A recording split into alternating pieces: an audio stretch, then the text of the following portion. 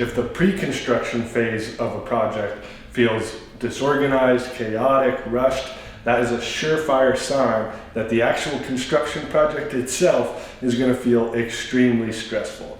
Most remodeling, renovation, addition horror stories I hear, they don't start while the project's underway. The problem started in the pre-construction phase. So today, I'm going to be teaching you what that pre-construction phase should feel like to make sure we set you up for success.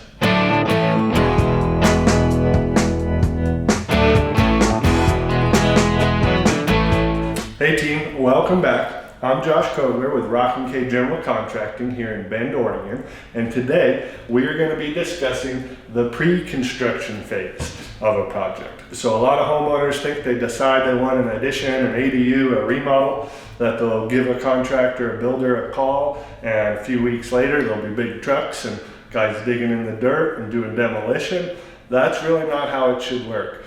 We should give ourselves plenty of time to make sure we go through the entirety of the pre-construction phase. So you can think of it like building a roadmap. We know we're going to be going on a journey together. We want to know exactly where we're heading. We want to know where we can get food and fuel along the way, where we can maybe take some breaks, what types of supplies and materials we'll need to have with us on this journey to make sure it's a successful one. So the first place we're going to start is learning our systems. So if you're working with us at Rockin General Contracting, we're going to teach you all about Builder Trend. That's what's going to keep track of all our systems. If you're working with someone else, these bullet points still apply, and you need to make sure you know what those system is. So one of my favorite quotes comes from James Clear in the book Atomic Habits, and it is that we don't rise to the level of our goals, we fall to the level of our systems. So we need supreme clarity on our systems. Again, with us at Rockin, we have a system within Builder Trend for communication. All our messaging, our emails back and forth, everything will all be in that one place. That way, if you're trying to keep track, you don't have to worry about all the advertising and all the nonsense you get in your typical inbox. Just one place to go and look and see nothing but things that are relevant to this particular project. We're also going to track to-dos inside of Builder Trend. To-dos are just a checklist of things that we need to have happen. The to-dos are tied to the schedule, so they need to be done by a certain date. I need to know what French doors you want about 6 weeks before we're actually going to install them so that we can place the order and make sure we don't have any schedule issues. And so to do that, you're going to be keeping track of your to-dos. But the good part is you won't have to wake up at 3 in the morning going, gosh, I don't know what I'm supposed to be doing. Do I need to get this or that or the other thing?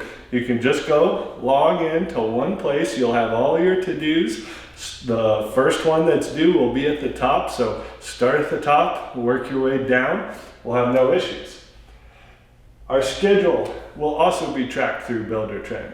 This will show all of the major phases of the project along with deadlines, delivery dates, things of that nature can all be found through the scheduling function. We'll also have a tab that is our job costing budget. So that's going to show us what the budget is with the different decisions you make. So it's one thing to say, yeah, that'll be more money if you want to pick that type of Trex stack over the Trex Transcend series. Well, you want to be able to see that in your full total and not have just Post-it notes all over your wall at home of all those different numbers and how they work. We want a total, we want a running total. Where are we headed? Selections. So one of the biggest chores for the homeowner during the remodeling, addition, ADU phase of a project is making an awful lot of decisions.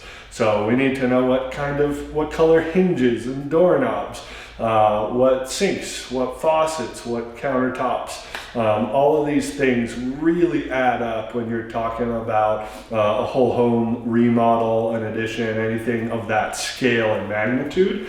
So all of those decisions are listed in your to-do list. Once you make them, get them to me, we will enter them as a selection so that myself, the project manager, foreman, admin, everyone has a lens into what decisions were made, and they know where every part and piece that we need to order, when it needs to be here, and where it goes once it actually gets delivered on site, so that we don't end up accidentally installing a vanity that was supposed to be in the kids' bathroom in the common bathroom. Mistakes like that cost time and therefore money, so we can't have them. Now that we know how all of our systems work, we're going to tackle alignment as the very next step. So what we mean with alignment is I'm going to give a lot better advice to you as a homeowner if I know what your vision and priorities are. So for instance, if one customer tells me we're just looking to make this house a little bit nicer, get us through until our youngest graduates in 4 or 5 years, and at that point we'll be transitioning to a very different type of space.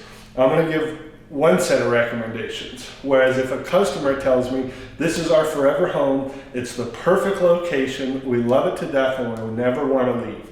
Well, they're going to be a lot different recommendations. So it's important that if you're working with me or any other builder, that the builder is aware and also cares about what your vision and priorities are.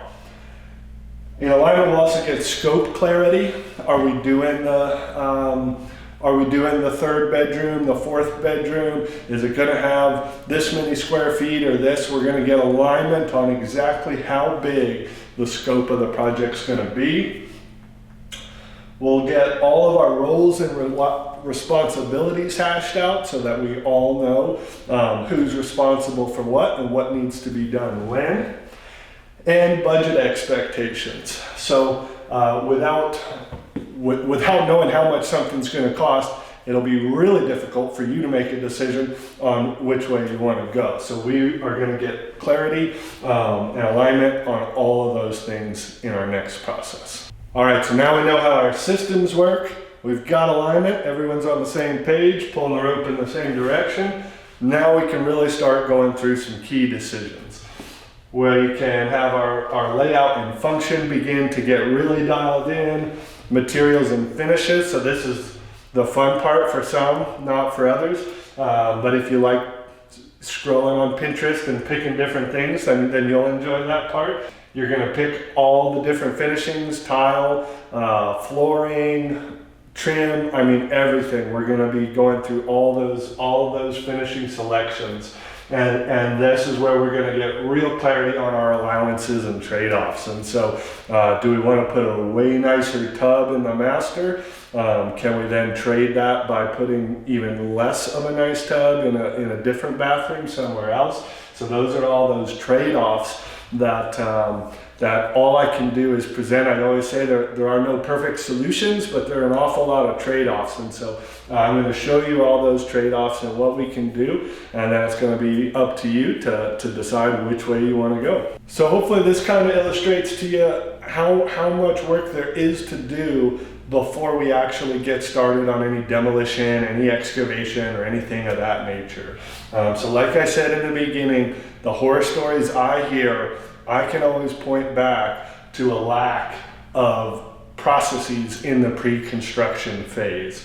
So I know some people are obviously in a hurry. You want to get this thing moving. You've been thinking about it forever. You want to see some action. But if we go slow, we're going to have a much better outcome for the project. And it's going to be a completely different feeling and experience if we get all of this stuff in place. So we're going to plan the work, and then we're going to work the plan.